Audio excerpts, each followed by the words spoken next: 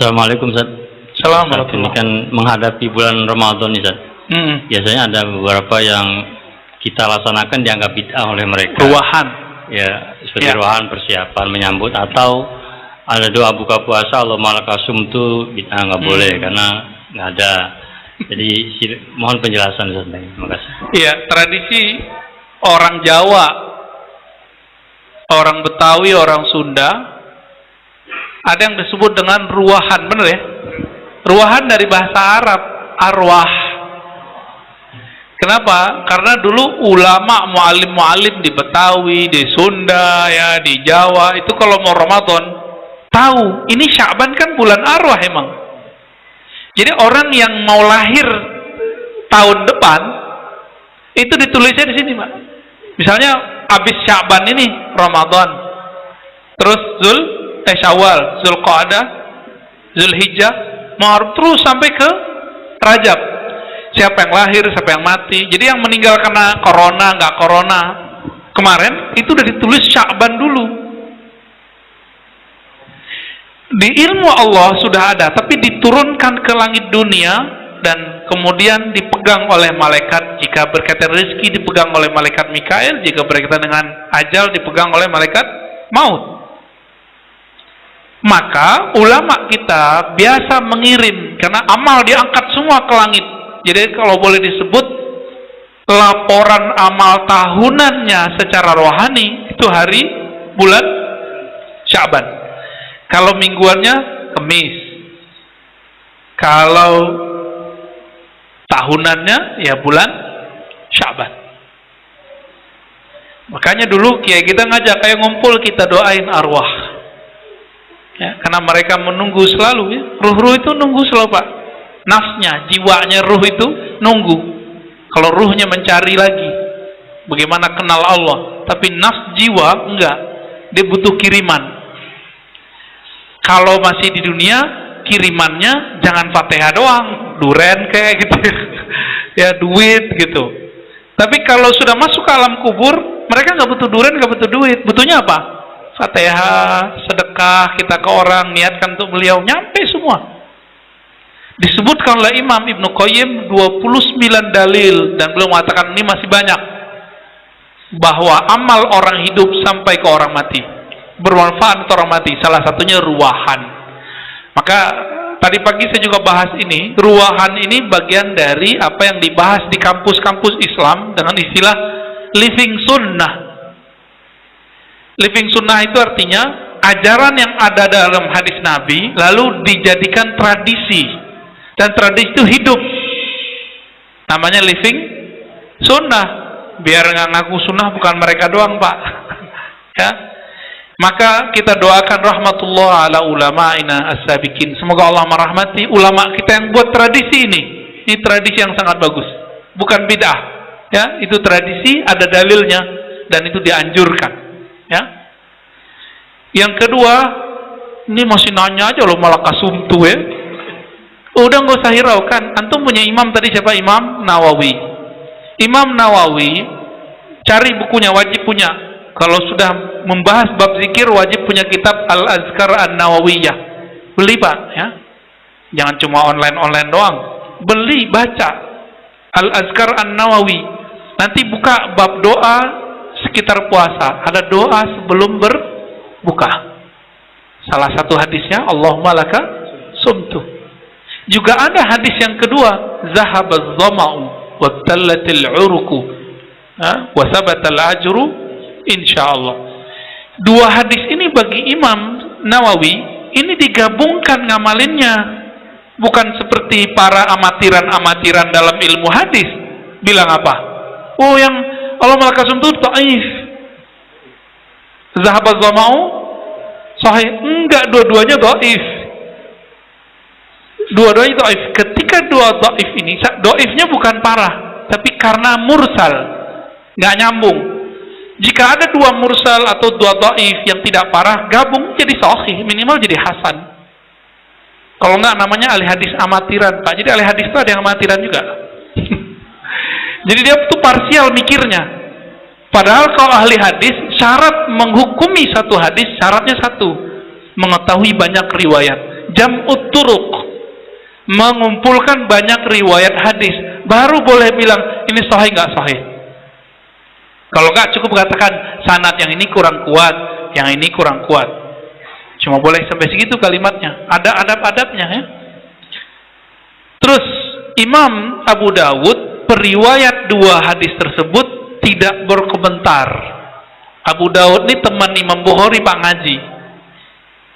Umurnya ya beda 8 tahun lah antara Imam Bukhari dengan Imam Abu Dawud, pengarang kitab Sunan Abi Dawud. Kan ribet antum kalau baca Abu Dawud. Bisa 4 jilid terjemahannya. Imam Abu Dawud mengatakan, "Wa ma sakattu anhu fa huwa salih." Hadis yang aku tidak komentari, maka kualitasnya saleh. Saleh itu bagus. Bagus, relevan untuk diamalkan. Oke, sekarang coba diadu. Syekh Albani bukan salaf, dia cuma mengaku salafi. Imam Abu Daud salaf. Kalau beda imam sekarang dengan imam salaf yang asli, antum ikut yang mana? Abu Daud, serius? Udah selesai masalah. Ya, gitu apa cara memahaminya lebih kurang. Wallahu a'lam. Apalagi? Assalamualaikum warahmatullahi wabarakatuh. Pongkol-pongkolnya yang nanya nih. Sudah, silakan minum dulu, saya mau. Yang saya mau tanyakan ini Ustaz, masalah rambut ya. Tadi itu kan karena baru-baru ini juga di Kalimantan itu ada salah satu Ustaz yang membawa rambut Nabi. Itu, ya, dia bilang ini rambut Nabi. Nah, yang jadi pertanyaan itu apakah kan dalam 1400 tahun yang lalu juga itu rambut masih, karena memang ini orang terpilih ya, kita boleh percaya di situ. Tapi apakah ini asli atau tidak? Yang saya tanyakan itu kalau kita percaya, apakah kita dapat pahala atau tidak, ataukah bolehkah kita tidak mempercayainya itu bahwa ini mungkin palsu gitu? Nah, apakah kita berdosa atau tidak? Yang kedua tadi masalah berkah, ambil keberkahan mencium makam Nabi ya. Apakah kita juga bisa mencium makam para wali atau tidak jauhnya ke makam orang tua kita sendiri gitu? Apakah kita boleh atau tidak? Terima kasih. Assalamualaikum warahmatullahi wabarakatuh. Assalamualaikum warahmatullahi wabarakatuh. Rambut Nabi ya. Rambut Nabi ini fenomenal. Imam Ahmad wafat 241. Nabi wafat tahun 11. 241 berapa tahun? 200-an tahun. Ya. Itu beliau masih nyimpen rambut Nabi dan ada sanadnya. Jadi sanad itu sumbernya rambut. Genealogi rambut itu ada, Pak. Ketika Wahabi menguasai Hijaz, Hijaz di situ ada Mekah, Madinah, maka Turki Utsmani mereka dapat ilham, inspirasi, teguran, selamatkan asar-asar Nabi. Asar artinya peninggalan Nabi. Dibawa semua ke Turki. Makanya sekarang kalau kita ke Turki ada museum Nabi, benar nggak? Museum keluarga Nabi ada rambut Nabi, jubah Nabi, serban Nabi, bahkan jubah Sayyidah Fatimah. Ada semua. Orang pencinta Nabi pasti melinang air matanya ngelihat. Museum itu boleh disebut sebagai periwayat rambutnya. Dia dapat di mana? Dapatnya dari dulu ada rumahnya Nabi. Kan dulu ada rumah Nabi di Mekah. Kan sekarang mereka ratain dibangun perpus. Masih syukur Pak dibangunin perpus, ya. Masih syukur, ya. Kalau enggak hancur tuh, ya. Saudi dilaknat kali. Kenapa? Karena menghina peninggalan Rasulullah. Syukurnya di Saudi itu masih banyak orang-orang yang diam-diam tidak mengikuti akidah Wahabiyah. Alhamdulillah. Pejabat-pejabatnya aja banyak yang nggak senang. Sekarang nih Muhammad bin Salman, dia tahu boroknya Wahabi, Pak. Dia tahu. Dia mengatakan Wahabi itu perang dinginnya. Saya pernah sampaikan sini ya. Perang dinginnya Amerika dan Rusia. Itu yang ngomong udah orang Saudi, nggak bakal percaya mereka. Mereka nggak percaya, Pak. Jadi itu udah sahih itu dah. Makanya mereka ganti nama, nggak mau Wahabi lagi, Salafi aja. Ya. Jadi rambut Nabi juga ada sanadnya. Sanadnya itu museum kah, rumah peninggalan apakah gitu ya. Ada sanadnya, Pak. Ya? Iya, itu biasanya peninggalan dari guru-guru. Tinggal dia bilang dapat dari mana. Boleh Bapak nanya. Jadi jangan nggak percaya dulu kalau belum bertanya. Orang belum meneliti kok udah membuat kesimpulan, namanya suuzon 11-12 sama mereka. Ya, kalau nggak tahu bilang oh saya nggak ngerti, selesai. Kalau kita nggak ngerti dan nggak mau mengerti, juga usah mendekat. Mending nggak ketemu, Pak. Karena ada di salah satu wilayah di Sumatera, itu pejabat datang, si ulama nyebut ini rambut Nabi, cium sama ente, nggak mau dia cium. Apa yang terjadi sama dia? Kayak orang hilang ingatan habis itu.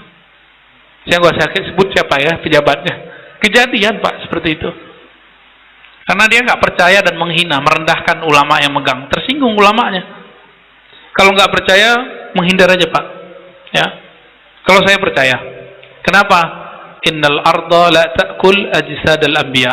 Bumi tidak pernah merusak tubuhnya Nabi. Haramallahu alal ard an ta'kula ajsadal anbiya. Itu ada di riwayat Imam Baihaqi dan riwayat imam lain. Bumi Allah haramkan merusak tubuhnya Nabi. Rambut bagian dari tubuh Nabi bukan? Nggak bakal bisa dirusak. Paling-paling dipotong-potong. Ciri-ciri rambut Nabi kalau dicek dalam lab-lab arkeologis itu ada kayak apa namanya yang pewarna rambut yang tradisional itu? Ya, henna dan minyak zaitun. Jadi Nabi rambutnya diwarnain agak pirang-pirang dikit. Kalau ini mau bukan pirang, putih. Ya. Apa lagi Pak? Udah. Di belakang. Ya. Oh ya, sebentar. Satu lagi apa? Oh ya, mencium kubur Nabi. Apakah berlaku juga mencium kuburan orang soleh? Sama. Yang penting kita nggak meyakini penyembahan terhadap yang kita cium itu. Yang analog sederhana gini, Bapak kan orang berakal, orang pinter. Mencium istri boleh nggak? Mencium anak boleh nggak?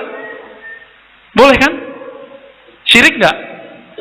Ya sama, mau cium kuburan, cium orang hidup ya sama, nggak ada kaitannya dengan syirik. Itu bab cinta. Jadi takbil, bab mencium itu bukan bab syirik, bab tauhid, itu bab mahabbah. Mereka itu nggak ngerti cinta Pak, masalahnya. Ajarannya kan ajaran menghilangkan bab cinta. Makanya tabarruk dihilangkan. Jadi kita kasih tahu, at-tabarruk ibaratun anil hub. Ngambil berkah itu adalah ekspresi mengenai kecintaan yang tinggi kepada Nabi dan orang-orang soleh. Ya, tafadhol di belakang. Assalamualaikum warahmatullahi wabarakatuh. Assalamualaikum warahmatullahi. Saya mau tanya ada dua pertanyaan. Pertama nih, saya pernah dengar dari kiai gitu, tempat di mana kita mimpi atau ada orang pernah mimpi bertemu Rasulullah, itu pantas diziarahi tempat itu.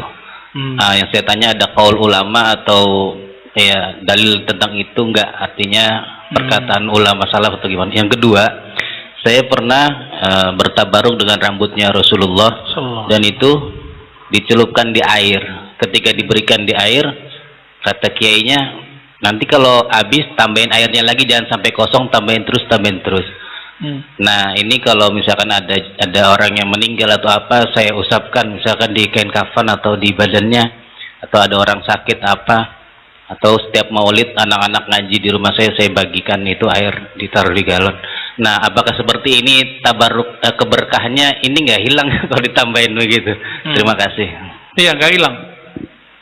Boleh lanjutin aja. Ya, itu kayak orang itu minta air doa. Apa kata si kiai? Ntar kalau mau habis tambahin air ya, sama. Lebih keren si tukang urut yang ngasih air begitu atau rambutnya Nabi. Acara begitu itu dari Imam Ahmad.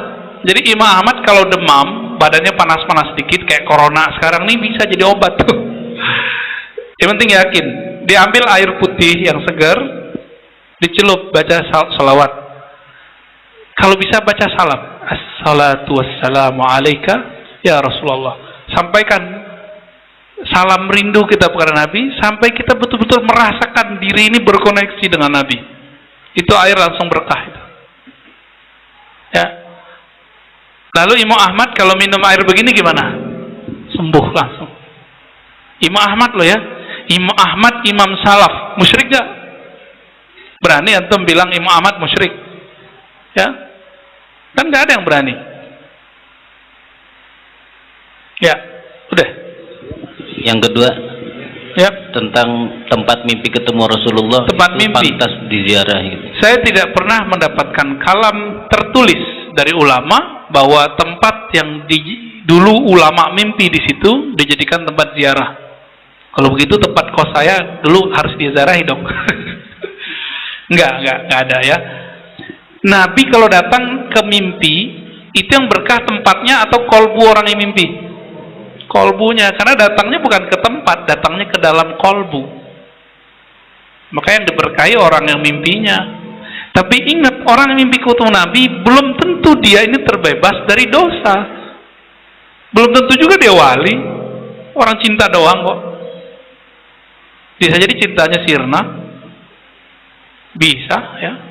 Jadi jangan terlalu berlebihan untuk bab ketemu Nabi secara mimpi. Tapi man ra'an Nabi SAW ya. Man ra'ani fil manam fasayarani yaqzah. Siapa mimpi ketemu aku, dia akan melihat aku dalam jaga. Itu baru wali. Itu baru antum ziarahi orangnya. Orang yang mimpi ketemu Nabi dalam jaga, lalu dia bisa berkoneksi dengan Nabi dalam keadaan apa? Mimpi ketemu Nabi, lalu dia bisa berkoneksi dengan Nabi dalam keadaan jaga, yaqzah. Hadis Sahih Bukhari. Itu yang wali. Itulah makomnya Uwais Al-Qarni. Makanya Nabi perintahkan Umar dan Ali untuk minta doa kepada Uwais Al-Qarni. Padahal secara kemuliaan, muliaan siapa? Ali, Umar radhiyallahu taala anhuma. Ya, silakan. Dari YouTube satu ini dari Ibu Sarah. Bagaimana memahami akidah yang selamat buat kami yang sedikit ilmunya supaya tidak tersesat? Apa yang harus dilakukan? Ya, akidah selamat atau firqah najiyah atau akidah munjiyah, akidah yang menyelamatkan, itu ada di dua hadis yang kita dulu buka kajian ini. Masih ingat? Pertama hadis Imam Abu Dawud. Apa kata Nabi? Semua dari 73 golongan itu masuk neraka illa firqah wahidah. Ya, kecuali satu firqah. Siapakah itu? Al-jamaah. Al-jamaah artinya umat Islam yang bersyahadat, umat Islam yang percaya kepada Allah, kepada Rasulullah, dan mengikuti sunnah Nabi Sallallahu Alaihi Wasallam dan tidak berpecah belah. Oke. Tapi biasanya al-jamaah ini karena mayoritas itu silent. Ini kelemahannya. Maka ada istilahnya silent majority. Orang rame banyak tapi nggak berisik. Yang berisik biasanya yang kecil kan? Yang dikit tuh berisik. Emang begitu Pak. Itu udah psikologis masa udah. Dan yang kedua, man ana alaihi wa ashabi. Siapa yang ikut aku dan ikut sahabatku. Kenapa Nabi menyebutkan ikut sahabatku? Ini yang disebut sanad. Jadi jika ingin membuktikan, menggaransikan akidahnya benar gak? Buktikan akidahnya bersanad atau tidak. Dan saya sudah meneliti, ya silakan dicari, sudah ada PDF-nya, bahwa akidah trilogi tauhid uluhiyah rububiyah wa sifat tidak berasal dari Rasulullah, tapi berasal dari Syekh Ibnu Taimiyah abad ke-8 Hijriah 728. Tapi dia mengklaim secara istiqra. Apa istiqra? Induktif, dibaca dalil lalu dia simpulkan. Maka ini kesimpulan ijtihadnya Ibnu Taimiyah. Jika Ibnu Taimiyah boleh menyimpulkan 3 tauhid, kenapa Imam Asy'ari nggak boleh menyebut 20 sifat Allah? Kan itu bukan pembatasan sifat. Mereka aja nggak paham, menuduh bahwa Asy'ariyah hanya mempercayai 7 atau 20 sifat. Lebih tua mana Imam Asy'ari yang wafat 324 dengan Ibnu Taimiyah 728? Ayo, lebih tua mana? Lebih salaf mana? Imam Asy'ari. Beliau separuh hidupnya di zaman salaf. 2/3 hidupnya di zaman salaf. Masih ketemu ulama salaf ketika dia tobat menjadi ahli sunnah. Masih ragu. Ya, masih ragu. Ke laut aja. Ya, udah 1949. Semoga kajian ini Allah berkahi, dan saya minta ampun kepada Allah jika ada niat yang salah dalam kajian ini, niat ingin berdebat atau ingin merendahkan, ya. Saya minta ampun jika itu terbesit dalam diri, dan semoga Allah memandang kita dengan pandangan yang rahmat dan ridha, amin ya rabbal alamin, dan menjadikan akidah kita akidah yang najiyah, munjiyah, akidah yang selamat. Allahumma arhamna walidina wa masyayikhna. Allah ya Allah, rahmati kami, rahmati guru-guru kami, rahmati orang tua kami, rahmati orang yang hadir malam ini, rahmati orang yang hadir qalbunya bersama kami, rahmati orang yang merindukan Engkau wahai Rasulullah. Allahumma salli ala nabiyina Muhammadin al-Fatih lima ughliq wal khatim lima sabaq nasir al-haqqi wal المستقيم وعلى آله حق قدره ومقداره العظيم. ربنا آتنا في الدنيا حسنة وفي الآخرة حسنة وقنا عذاب النار. صلى الله على سيدنا Muhammad walhamdulillah rabbil alamin. Jika umur panjang kita ketemu lagi. Assalamualaikum warahmatullahi wabarakatuh.